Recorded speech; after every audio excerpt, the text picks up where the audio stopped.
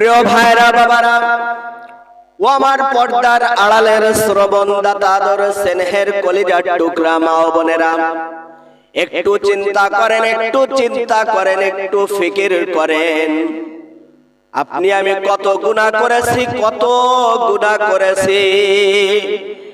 এই গুনার জন্য যদি আপনি আমি আল্লাহ রাব্বুল আলামিনের দরবারে খালেস নিয়তে তওবা করতে পারি, আল্লাহ রাব্বুল আলামিন আপনার আমার গুনাহ সব ক্ষমা করে দিবেন।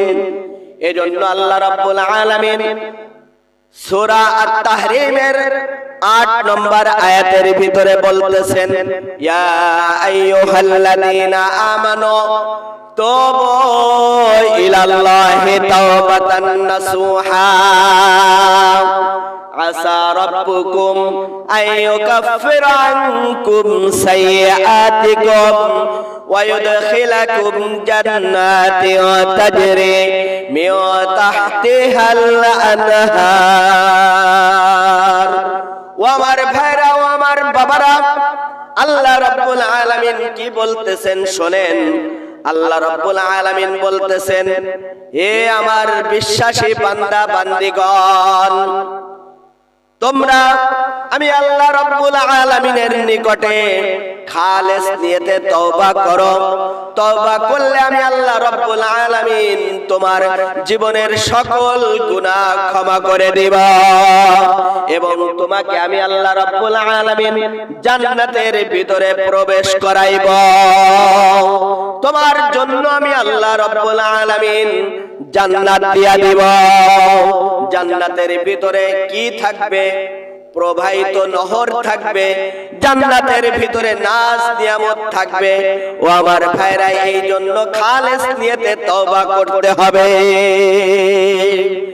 একটা ঘটনা মনে পড়ে গেল, আপনাদের সামনে শোনাইতে চাই।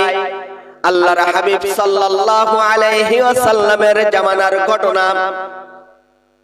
তামবিহুল গাফিলিন কিতাবের ভিতরে আসছে, হযরত ওমর ফারুক রাদিয়াল্লাহু তাআলা আনহু আল্লাহর হাবিব সাল্লাল্লাহু আলাইহি ওয়াসাল্লামের দরবারে আসতেছে।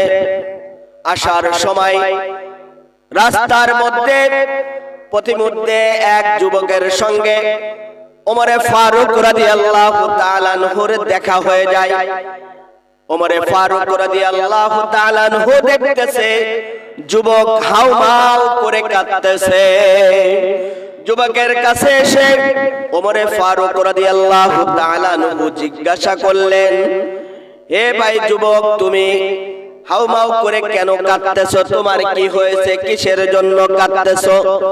যুবক কিছুই বলে না, যুবক কিছুই বলে না, শুধু কান্না করে।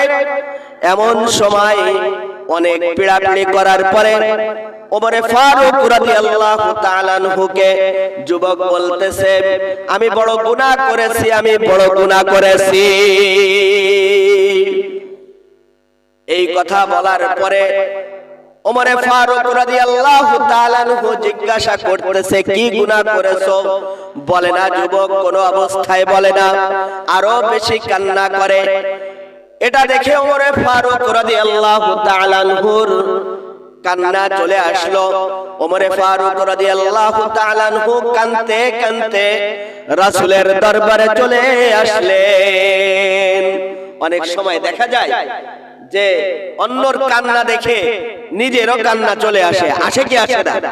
এমন হয়। ওমর ফারুক রাদিয়াল্লাহু তাআলা আনহু কান্না করতে করতে রাসূলের দরবারে যখন চলে আসলেন, আসার পরে আল্লাহর হাবিব সাল্লাল্লাহু আলাইহি ওয়াসাল্লাম পয়গম্বর বলতেছে, হে ওমর, তুমি কান্না করছো কেন? কি হয়েছে তোমার? ওমর ফারুক রাদিয়াল্লাহু তাআলা আনহু বলতেছে, ইয়া রাসূলুল্লাহ, ইয়া হাবিবাল্লাহ, আমি রাস্তা থেকে যখন আসি আপনার দরবারে, আসার সময় দেখি এক যুবক রাস্তার মধ্যে কান্না করতেছে হাউমাউ করে। তার কান্না দেখে আমার কান্না চলে আসছে। আল্লাহর হাবিব সাল্লাল্লাহু আলাইহি ওয়াসাল্লাম পয়গম্বর বলতেছে, হে ওমর, যাও, তুমি যাও, ওই যুবককে ডেকে আনো। যুবক কেন কান্না করতেছে শুনে দেখি। যুবককে ডাকার জন্য ওমর ফারুক রাদিয়াল্লাহু তাআলা আনহু চলে গেলেন। চলে যাওয়ার পরে যুবককে ডেকে আল্লাহর হাবিব সাল্লাল্লাহু আলাইহি ওয়াসাল্লামের দরবারে নিয়ে চলে আসলেন। আসার পরে আল্লাহর হাবিব সাল্লাল্লাহু আলাইহি ওয়াসাল্লাম পয়গম্বর জিজ্ঞাসা করতেছে, হে যুবক, তুমি কেন কাঁদতেছো? তোমার কি হয়েছে? কিসের জন্য হাউমাউ করে কাঁদতেছো? যুবক বলে না, যুবক শুধু বলে, ইয়া রাসূলুল্লাহ, ইয়া হাবিবাল্লাহ, আমি বড় গুনাহগার, আমি বড় গুনাহ করেছি। আল্লাহর হাবিব সাল্লাল্লাহু আলাইহি ওয়াসাল্লাম পয়গম্বর বলতেছে, হে যুবক, তোমার গুনাহ বড় নাকি আল্লাহ রাব্বুল আলামিনের আরশ বড়, আরশ আযীম বড়? যুবক বলতেছে, আমার গুনাহ বড়। যুবককে আল্লাহর হাবিব সাল্লাল্লাহু আলাইহি ওয়াসাল্লাম বলতেছে, হে যুবক, তুমি এত কান্না করছো কেন? তোমার গুনাহ বড় নাকি আরশে কুরসি বড়, আল্লাহ রাব্বুল আলামিনের কুরসি বড়? যুবক বলতেছে, আমার গুনাহ বড়। তাহলে তোমার কি গুনাহ করেছো? কি এত বড় গুনাহ করেছো? তুমি কি শিরক করেছো নাকি? বলে, না না ইয়া রাসূলুল্লাহ, আমি শিরক করি নাই। তাহলে কি গুনাহ করেছো? তুমি কি কাউকে হত্যা করেছো নাকি? বলে, না না, আমি কাউকে হত্যা করি নাই। তাহলে কি গুনাহ করেছো? তুমি এত হাউমাউ করে কাঁদতেছো, কি হয়েছে বলো? তুমি কি কুফরি করেছো নাকি? বলে, না না, আমি কুফরি করি নাই। তাহলে কি গুনাহ করেছো? যুবক বলতেছে, ইয়া রাসূলুল্লাহ, ইয়া হাবিবাল্লাহ, আপনি শুনেন, আমি একজন চোর। আমি এই মদিনার ভিতরে যত মানুষ মারা যায়, মারা যাওয়ার পরে যখন মানুষকে কাফন দিয়া কবরখানার ভিতরে রেখে আসে, আমি রাতের বেলায় সেই কবরখানা খুলি, কবরটা খনন করে আমি ওই লাশের গায়ের মধ্য থেকে কাপনের কাপড় চুরি করে নিয়ে আসি। এনে কি করি? আমি ওটা বাজারে বিক্রি করে আমার জীবিকা নির্বাহ করি।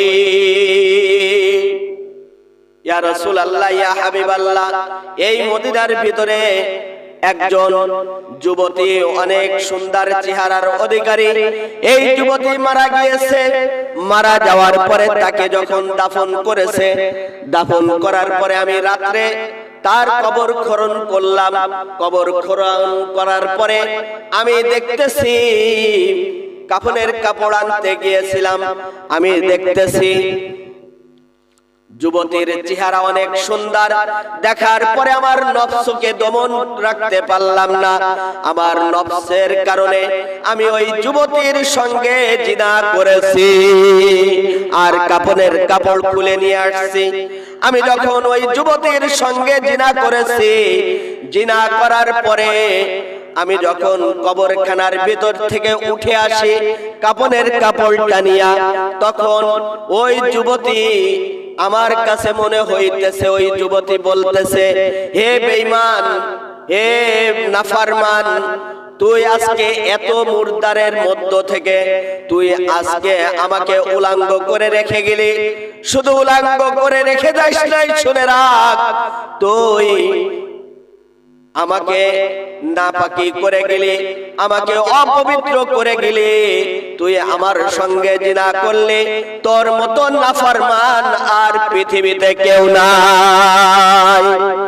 আল্লাহ রাব্বুল আলামিন আমাকে যখন কাল কিয়ামতের ময়দানে ডাক দিবে, তখন আমার এই উলাঙ্গ অবস্থায় এত হাজার হাজার লাখ লাখ কোটি কোটি মানুষের ভিতরে আমার উলাঙ্গ অবস্থায় উঠতে হবে, এবং এই নাপাকি অবস্থায় উঠতে আমাকে তুই নাফরমান বাধ্য করেছিস। তোর মতো নাফরমান আর পৃথিবীতে নাই। ইয়া রাসূলুল্লাহ, ইয়া হাবিবাল্লাহ, আমি এই গুনাহ করেছি। আল্লাহর হাবিব সাল্লাল্লাহু আলাইহি ওয়াসাল্লাম শুনে রাগান্বিত হয়ে গেলেন। হয়ে যাওয়ার পরে আল্লাহর হাবিব সাল্লাল্লাহু আলাইহি ওয়াসাল্লাম ব্যক্তিকে বললেন যে মানুষ এত বড় গুনাহ করে, এত বড় গুনাহ করে। এই কথা বলার সঙ্গে সঙ্গে যুবক চলে গেলেন। যুবক চিন্তা করতেছে আল্লাহর হাবিবের দরবারে যদি আমি থাকি তাহলে আল্লাহর হাবিব সাল্লাল্লাহু আলাইহি ওয়াসাল্লাম আমাকে বেশি কথা বলতে পারে, কি না জানি বিচার করতে পারে। এই জন্য যুবক দৌড় দিয়ে চলে গেলেন। দৌড়াইতে দৌড়াইতে একটা জঙ্গলের ভিতরে চলে গেলেন।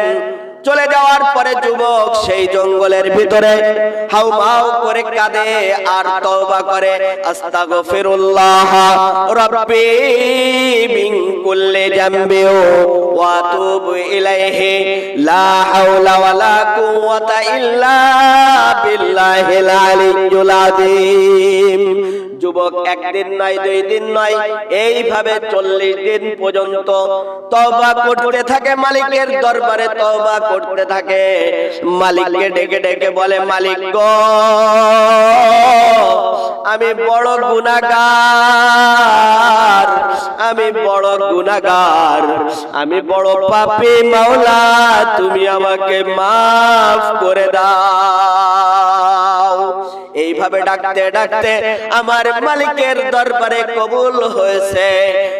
40 দিন পরে যখন মালিকের দরবারে কবুল হয়ে গিয়েছে, তখন মালিক তাকে ক্ষমা করে দিয়েছে। আল্লাহ রাব্বুল আলামিন ফেরেশতাকে পাঠিয়ে দিলেন আল্লাহর হাবিব সাল্লাল্লাহু আলাইহি ওয়াসাল্লামের দরবারে। ফেরেশতা এসে আল্লাহর হাবিবকে বলতেছে, সালাম বিনিময় করে, ইয়া রাসূলুল্লাহ, ইয়া হাবিবাল্লাহ, ইয়া রাসূলুল্লাহ, ইয়া হাবিবাল্লাহ, সমস্ত মাখলুককে কে সৃষ্টি করেছেন? আল্লাহ রাব্বুল আলামিন আমাকে বলে পাঠিয়েছেন। আল্লাহ রাব্বুল আলামিনের হাবিব বলতেছে, সমস্ত মাখলুককে আল্লাহ রাব্বুল আলামিন সৃষ্টি করেছেন। আপনাকে কে সৃষ্টি করেছেন? বলতেছে, আমাকেও যে মালিক সৃষ্টি করেছেন, সমস্ত মাখলুককেও আল্লাহ রাব্বুল আলামিন সৃষ্টি করেছেন। ফেরেশতা আল্লাহর হাবিবকে আরো বলতেছেন, ইয়া রাসূলুল্লাহ, ইয়া হাবিবাল্লাহ, আল্লাহ রাব্বুল আলামিন বলে দিয়েছেন সমস্ত মাখলুককে রিজিক কে দেয়, আপনাকেও কে রিজিক দেয়? আল্লাহ রাব্বুল আলামিনের হাবিব বলতেছে, আমাকেও যে রিজিক দেয়, যে আল্লাহ রাব্বুল আলামিন আমাকে রিজিক দেয়, সমস্ত মাখলুককেও সেই আল্লাহ রাব্বুল আলামিন রিজিক দিয়া দেয়। বলেন সুবহানাল্লাহ। এই কথা বলার পরে আল্লাহ রাব্বুল আলামিন ফেরেশতাকে দিয়ে পাঠিয়েছেন। এই ফেরেশতা আবারো বলতেছে, ইয়া রাসূলুল্লাহ, ইয়া হাবিবাল্লাহ, সমস্ত মাখলুককে মাফ করনে ওয়ালাকে আল্লাহ রাব্বুল আলামিন বলতেছেন, এই কথা আপনার কাছে জিজ্ঞাসা করেছেন, সমস্ত মাখলুককে মাফ করেন কে? আল্লাহ রাব্বুল আলামিনের হাবিব বলতেছে, আমাকেও যিনি মাফ করে দিবেন, তিনি সমস্ত মাখলুককেও মাফ করে দিবেন। এই কথা বলার সঙ্গে সঙ্গে ফেরেশতা আল্লাহ রাব্বুল আলামিনের হাবিবের কাছে বলতেছে, ওগো আল্লাহর নবী, 40 দিন আগে আপনার কাছে যে যুবক আসছিল, গুনার জন্য আসছিল, কাফনের কাপড় খুলে বিক্রি করত এবং মুর্দার সঙ্গে জিনা করেছিল, ওই ব্যক্তিকে আল্লাহ রাব্বুল আলামিন ক্ষমা করে দিয়েছেন। এই কথা শোনার সঙ্গে সঙ্গে আল্লাহ রাব্বুল আলামিনের হাবিব সাহাবীদেরকে বলে দিল, যাও যাও ওই যুবককে খুঁজে আনো, যুবককে যে বলো যে তোমাকে আল্লাহ রাব্বুল আলামিন ক্ষমা করে দিয়েছেন। প্রিয় ভাইরা বাবারা, চিন্তা করেন, পাহাড় সমান আপনি গুনাহ করেন, গুনাহ করার পরে মাওলাকে একবার ডাক দেন, ডাক দেওয়ার সঙ্গে সঙ্গে মাওলা আপনাকে ক্ষমা করে দিবেন। লা তাকনাতু মির রাহমাতিল্লাহ। প্রিয় ভাইরা বাবারা, ও আমার পর্দার আড়ালের মা ও বোনেরা, ও আমার যুবক বাবারা, ও আমার যুবক ভাইরা, ও আমার বুড়া বাবারা, একটু চিন্তা করেন, একটু চিন্তা করেন।